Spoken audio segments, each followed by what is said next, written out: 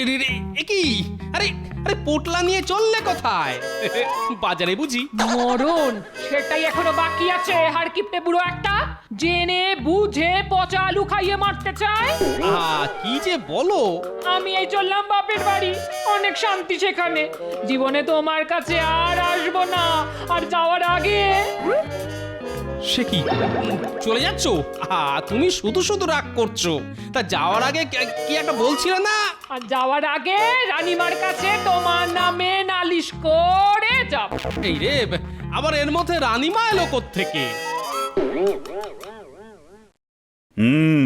সবাই এসে গেছো, শুধু গোপালকেই দেখতে পাচ্ছি না। আজ সকালে গোপালকে বাজারে দেখলাম, ভালো সুন্দর নতুন আলু এসেছে, দামও যা দেখলাম সস্তায়। তা গোপাল কত আলু কিনলো শুনি? কি যে বলেন মহারাজ, গোপাল পয়সা খরচ করে ভালো আলু কিনবে, তাহলেই হয়েছে আর কি। গোপাল তাহলে দিনকে দিন আরো কিপটে হয়ে যাচ্ছে।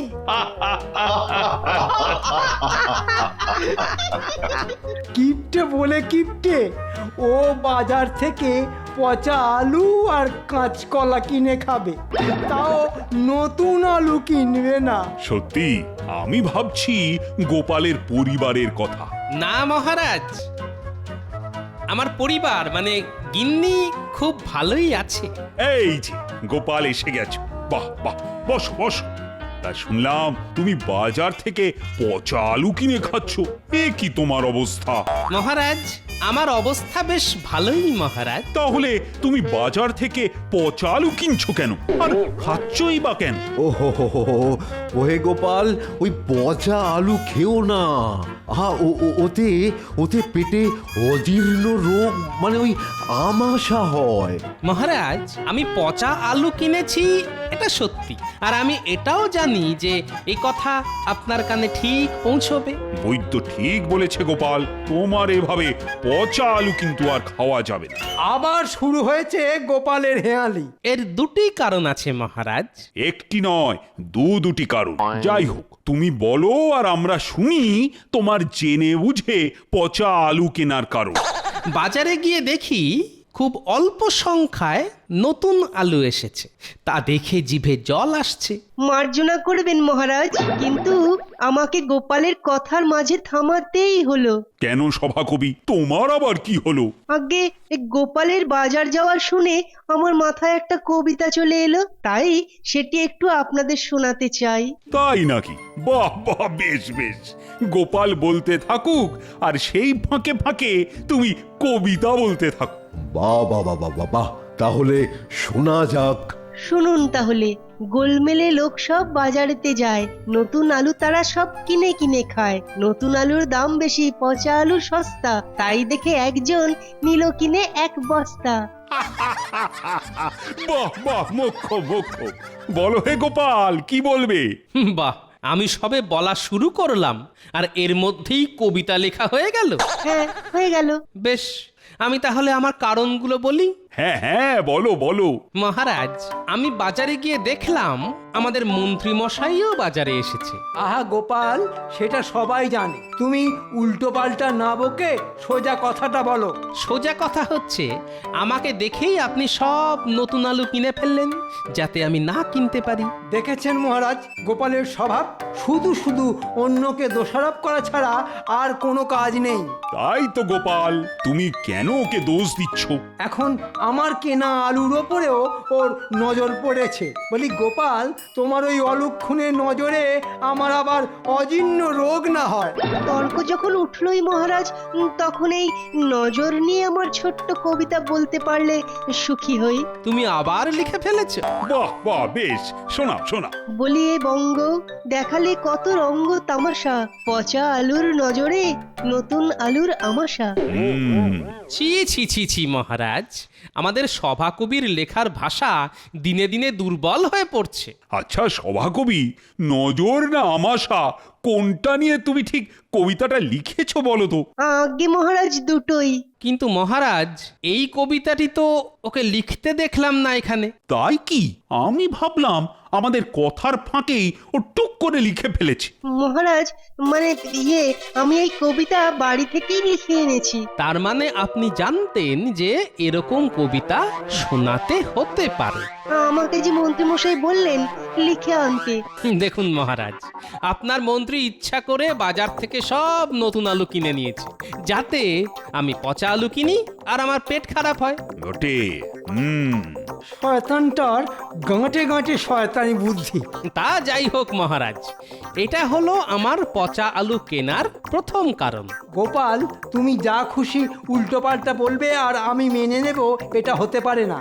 আমার আলুর দরকার ছিল তাই কিনেছি, আমি নিশ্চয়ই পচা আলু কিনবো না। হ্যাঁ, ঠিক কথা গোপাল, এটা কিন্তু খুব দুর্বল যুক্তি। মহারাজ, আমার আরেকটা কারণ তো আমি এখনো বলিনি। বলো বলো শুনি। সেটি হলো আমার গিন্নির আজকাল বড় আলু খাবার ইচ্ছে হয়েছে। এদিকে উনি দিন দিন মোটা হয়ে যাচ্ছেন। তাতে কি হলো? বৈদ্য বলেছেন বেশি আলু খেলে আরো মোটা হয়ে যাবে। মোটা তো তুমিও হচ্ছ গোপাল, তোমার নিজের দোষ গিন্নির উপর চাপাচ্ছ কেন? আমি তো চিরকালই ওই যাকে বলে একটু মোটা, কিন্তু আমার গিন্নি কিছুতেই শুনবে না, আলুও খাবেই। কিন্তু তার জন্য পচা আলু? ঠিক ধরেছেন মহারাজ, ওই পচা আলু আমার গিন্নি মুখেই তুলতে পারেনি, ওয়াক থু করে ফেলে দিয়েছে। ও, তাহলে সেই আলু আর খাওয়া হয়নি? শুধু খাওয়া নয়, আমার গিন্নির আলু খাওয়ার শখ একেবারে মিটে গেছে। মন্ত্রী, এবার তুমি বলো তো, আমাদের বাজারে আলু কোথা থেকে আসে? মহারাজ, আলু তো আসে মদনপুরের জমিদারের খাস তালুক থেকে, ওখানে আলুর চাষ হয়। জানি, আমাদের সাথে চুক্তিও আছে। সব থেকে ভালো মানের আলু মদনপুর থেকেই কৃষ্ণনগরে আসবে। আজ্ঞে হ্যাঁ মহারাজ। কিন্তু চুক্তি অনুযায়ী প্রতি মাসের খাজনা আমরা কিন্তু পাচ্ছি না। মহারাজ, মদনপুরের জমিদার 3 বছরের খাজনা বাকি রেখেছে, এবারে কিন্তু একেবারে পুরো শোধ করে দেবার সময় এসেছে। এক্ষুনি চিঠি পাঠাবার ব্যবস্থা হোক। চিঠিতে লেখা থাকবে পুরো খাজনাই এবারে শোধ করতে হবে। আশা করি মদনপুরের জমিদার তার কথা রাখবে। আমি এক্ষুনি ব্যবস্থা করছি মহারাজ।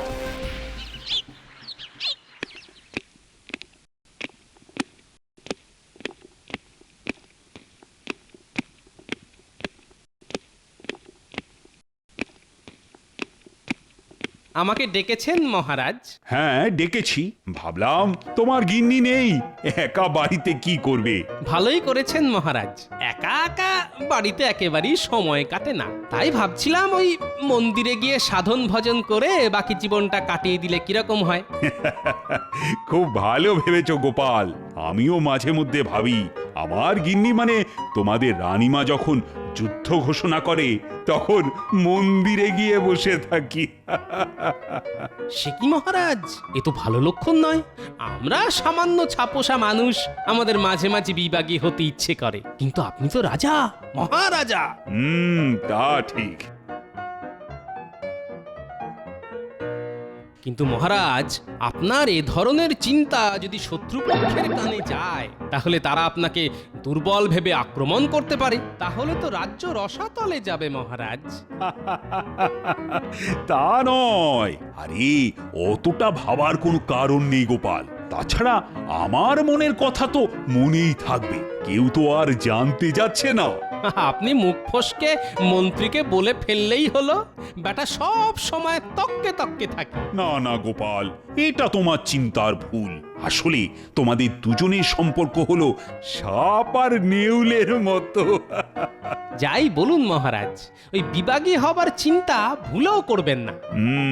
তবে গোপাল, তোমাকে বলি যে কে আর আমাদের রাজ্য আক্রমণ করবে? সবার সাথেই তো আমার মধুর সম্পর্ক। যুদ্ধ তো একটা চাই মহারাজ, না হলে তো আমার উবরি কামাই হয় না। কিছু একটা করে এই যুদ্ধ থামানো যায় না, নইলে নইলে যে মদনপুরের সাথে আমার মামার বাড়িও কামানের তোপে উড়ে যাবে। বুঝেছি, এবার বলো তো দূত, মদনপুরের জমিদার কি সত্যি সাদা কাগজ দিয়েছে? মহারাজ, আপনার কথা মতো আমি মদনপুরে খাজনার তাগাদা করতে লোক পাঠিয়েছি। আশা করি আজকেই আমার চিঠির জবাব পাবো। চিঠিতে এও জানিয়ে দেওয়া হয়েছে যে পূর্ব শর্ত অনুযায়ী আমাদের সমস্ত প্রাপ্য নগদ টাকায় দিতে হবে। বেশ, এখন খাজনার অপেক্ষা করতে হয়। গোপাল, তোমার কথা বলো। আগে গিন্নি ছাড়া আমি খুব কষ্টে আছি মহারাজ। কোন রকমে চাল আর ডালে খিচুড়ি খেয়ে এসেছি। গোপালের কথা বিশ্বাস করবেন না মহারাজ, ও নির্ঘাত শুধু সেদ্ধ করা চাল খেয়ে এসেছে। বাজে কথা ছেড়ে কিছু কাজের কথা বললে মহারাজের উপকার হয় মন্ত্রী মশাই। তোমাদের খুনসুটি বেশ জমে ভালো। মহারাজের জয়, মদনপুর থেকে দূত এসেছে। বাহ, শুভ খবর। মদনপুরের জমিদার তাহলে কথা রেখেছে। দুধকে এখানে পাঠিয়ে দাও। যথাজ্ঞা মহারাজ। দেখবেন মহারাজ, দেখবেন আমার খেলা আপনি দেখবেন। মহারাজের জয় হোক। আমি মদনপুরের বার্তাবাহক। মহারাজ, আমি আপনার চিঠি দেবার পর লোক মারফত খবর পেয়েছি মদনপুরের জমিদার আপনার খাজনা নগদে দেবার তোড়জোড় শুরু করেছে। কিন্তু এত তাড়াতাড়ি যে উনি পাঠিয়ে দেবেন এটা ভাবাই যায় না। বলো দূত, মদনপুরের খবর বলো। জমিদার সমস্ত কর মিটিয়ে দিয়েছেন তো? না মহারাজ, মদনপুরের জমিদার চন্দ্রদেব রায় কোনো টাকা পয়সা দেননি। টাকা দেয়নি? সে কি? না। এটা নিয়ে তো প্রায় 3 বছর হলো উনি তো কোনো টাকা পয়সাই দেননি। ও কি আমাদের চুক্তি ভুলে গেছে? ভুলে গেলে তা মনে করানোর অনেক উপায় আছে মহারাজ। না মহারাজ, উনি কিছু বলেনও নি। বাহ বাহ, মদনপুরের জমিদার কোনো টাকা পয়সা দিল না, আবার মুখে কিছু বললও না। বলি মতলবটা কি?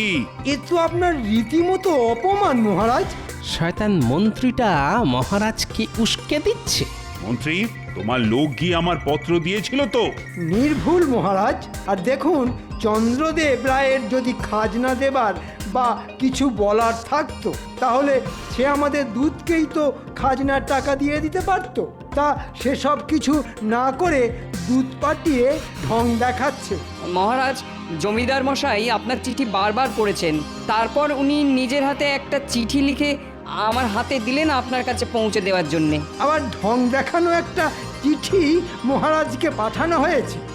কিছু না বলে পারছি না মহারাজ। চিঠি যখন এসেছে তখন সেটা আগে পড়ে দেখা হোক। আগাম মন্তব্য করার কোনো কারণ দেখি না মহারাজ। বেটা ভাঁড়, তোমার আর খেয়ে দে কাজ নেই না?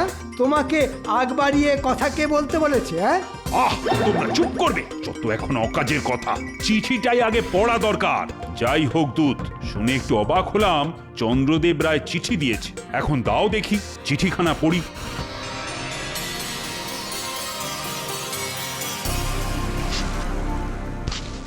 এত বড় স্পর্ধা, আমার সাথে বেয়াদবি! কি হলো মহারাজ? কিছু কি ঘটলো মহারাজ? কোনো বিপদ? আমি এর প্রতিশোধ নেব। তবে কি মহারাজ কোনো আপদ? বলে ফেলুন মহারাজ। না বললেই ওই জ্যোতিষী মশাই হাতে এক্ষুনি বলবেন ওই সব গ্রহ নক্ষত্রের বিচার সব বন্ধ হয়ে যাবে। মহারাজ, মহারাজ অমন রেগে থাকবেন না মহারাজ, তাহলে শরীরে রক্তচাপ বৃদ্ধি হবে। সবাই শোনো, মদনপুরের জমিদার একটা সাদা কাগজ খামের ভেতর পুরে দিয়েছে। হ্যাঁ, সে কি? সাদা কাগজ? হ্যাঁ, একটা সাদা কাগজ, তাতে কিছুই লেখা নেই। এটা বেয়াদবি ছাড়া আর কি? সে কি মহারাজ, আপনার সাথে বেয়াদবি করার এত সাহস মদনপুরের জমিদার পেল কি করে? এ তো খুব খারাপ কথা। সেনাপতি, বলুন মহারাজ। তোমাকে প্রস্তুত হতে হবে। মহারাজ, আমি এক্ষুনি প্রস্তুত হচ্ছি, কিন্তু কিন্তু কিসের প্রস্তুতি মহারাজ? তোমাকে কিসের জন্য প্রস্তুত হতে হয় সেটাও কি ভুলে গেছো? না মানে অনেকদিন কোনো প্রস্তুতি নেওয়া হয়নি তো, তাই বলছিলাম আর কি। তোমার গায়ের সাথে সাথে মাথাতেও মেদ লেগেছে। আরে যুদ্ধ শুরুর প্রস্তুতি, বুঝলে? আজ্ঞে মহারাজ, কিন্তু কিন্তু যুদ্ধটা কোথায় হবে মহারাজ? যুদ্ধ হবে মানে যুদ্ধ হবে, কোথায় হবে সেটা জেনে তুমি কি করবে? শোনো, মদনপুরকে 7 দিনের মধ্যেই কামানে তোপ দিয়ে উড়িয়ে দিতে হবে। আগে মহারাজ, কামানের তোপ? চন্দ্রদেব রায়ের এই স্পর্ধা আমি কিছুতেই সহ্য করব না। ঠিক আছে মহারাজ, আপনি কিচ্ছু চিন্তা করবেন না, আমি সবটা দেখে নিচ্ছি। আপনি অনুমতি দিন, আমি সেনাপতির সাথে গিয়ে যুদ্ধের সমস্ত প্রস্তুতি দেখে নিচ্ছি। ঠিক আছে মন্ত্রী, তুমি যাও সেনাপতির সাথে, প্রস্তুতি দেখে খবর জানাবে আমার। যথা আজ্ঞা মহারাজ। যুদ্ধের জন্য মন্ত্রীর আগ্রহটা একটু বেশিই লাগছে। মনে হচ্ছে ব্যাটার কোনো মতলব আছে। যুদ্ধের ডামাডোলে নিজের আখের গোছানোটাই ওর মতলব নয় তো? কিছু একটা করে এই যুদ্ধ থামানো যায় না, নইলে নইলে যে মদনপুরের সাথে আমার মামার বাড়িও কামানের তোপে উড়ে যাবে। বুঝেছি। এবার বলো তো দূত, মদনপুরের জমিদার কি সত্যি সাদা কাগজ দিয়েছে?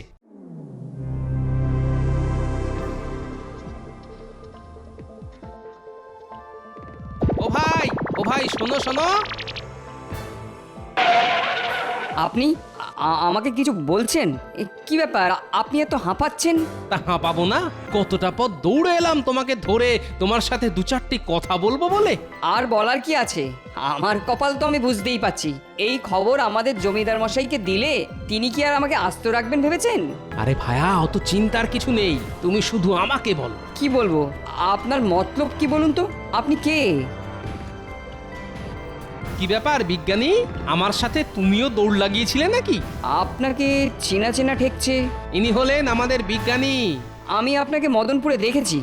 আরে সে কথাই তো বলতে আসা। মদনপুরে আমার মামার বাড়ি, আমি সেখানে প্রায়ই যাই। গোপাল, কিছু একটা করে এই যুদ্ধ থামানো যায় না, নইলে নইলে যে মদনপুরের সাথে আমার মামার বাড়িও কামানের তোপে উড়ে যাবে। বুঝেছি। এবার বলো তো দূত, মদনপুরের জমিদার কি সত্যি সাদা কাগজ দিয়েছে? আমি তো কিছু বুঝতে পারছি না, উনি তো আমার সামনে চিঠি লিখলেন। বেশ, এবার তুমি বলো, এখানে আসার আগে তোমার সাথে পথে কারুর দেখা হয়েছিল যাকে তুমি চিঠিখানা দেখিয়েছিলে? পথে সাধারণ কোনো মানুষকে এই চিঠি দেখানো বারণ, কারণ এটা মহারাজের জন্য লেখা। তবে এখানে রাজপ্রাসাদে ঢোকার আগে আমার মন্ত্রীমশাইয়ের সঙ্গে দেখা হয়েছিল। মন্ত্রী? তা সে কি তোমার চিঠিখানা দেখতে চেয়েছিল? আগে উনি তো রাজার খোদ মন্ত্রী, উনি দেখতে চাইলে তো না করা যায় না, তাই না? উনিও এটা বললেন যে সমস্ত কিছু আগে উনি দেখেন, তারপর যদি উনি মনে করেন তবেই সেই সব রাজার কাছে যায়। বুঝতে বাকি নেই আর। বুঝেছ বিজ্ঞানী, এ হলো মন্ত্রীর কারসাজি। আমার তখন থেকেই কেমন সন্দেহ হচ্ছিল যে যুদ্ধের জন্য মন্ত্রীর উৎসাহটা যেন একটু বেশি। কিন্তু আমাদের কাছে তো কোনো প্রমাণ নেই যে আসল চিঠি সরিয়ে দিয়ে মন্ত্রী সাদা কাগজ ঢুকিয়ে দিয়েছে। আর এতে তো আর মহারাজের রাগ পড়বে না। আমি একটা উপায় ভেবেছি। শোনো দূত, তুমি এখন মদনপুরে যেও না। তবে আমি কোথায় যাব? তুমি যাও আমার শ্বশুর বাড়িতে, সেখানে আমার গিন্নি আছেন। তুমি গিয়ে তাকে বলো আমি তাকে নতুন আলু খাওয়াবো, সে যেন ফিরে আসে। সর্বনাশ, এই বুড়ো দেখছি ভীমরতি ধরেছে। না না না না, ওসব আমি পারবো না, আমাকে ফিরতে হবে। কি বললে? ভীমরতি? শোনো, এটাই এখন তোমার অগতির গতি।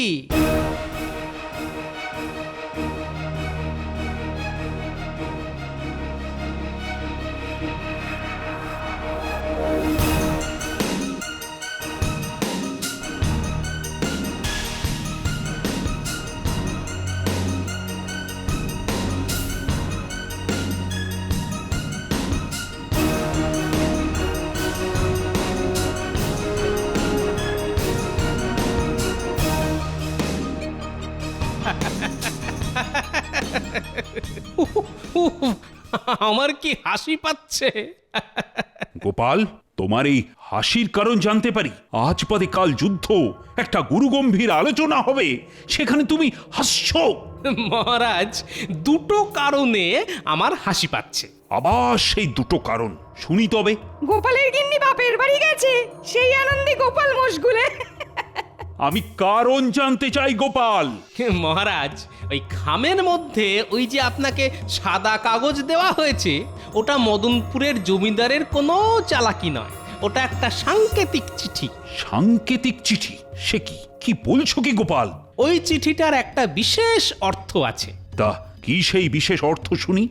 মহারাজ, সাদা কাগজের অর্থ হলো মদনপুরে অজন্মা, অনাবৃষ্টি এসবের ফলে মদনপুর এখনোই সাদা কাগজের মতোই ধু ধু করছে। এখন আমরা তা বুঝতে না পেরে যদি মদনপুর আক্রমণ করি, তাহলে তো আমরাই বোকা বনে যাব, তাই নয় কি মহারাজ? তুমি ঠিকই বলেছ গোপাল, আমরা সত্যি বোকা বনে যেতাম। মহারাজ, আমি বলেছি মাত্র, কিন্তু আমাদের মন্ত্রী এত বুদ্ধিমান যে চিঠির আসল কাগজ সরিয়ে সাদা কাগজ দিয়ে সেটাই বোঝাতে চেয়েছে। খবরদার গোপাল, ভালো হবে না বলছি, সমানে মিথ্যে কথা। হ্যাঁ, সত্যিই তো, যুদ্ধ হলে মন্ত্রীর কত লাভ হতো।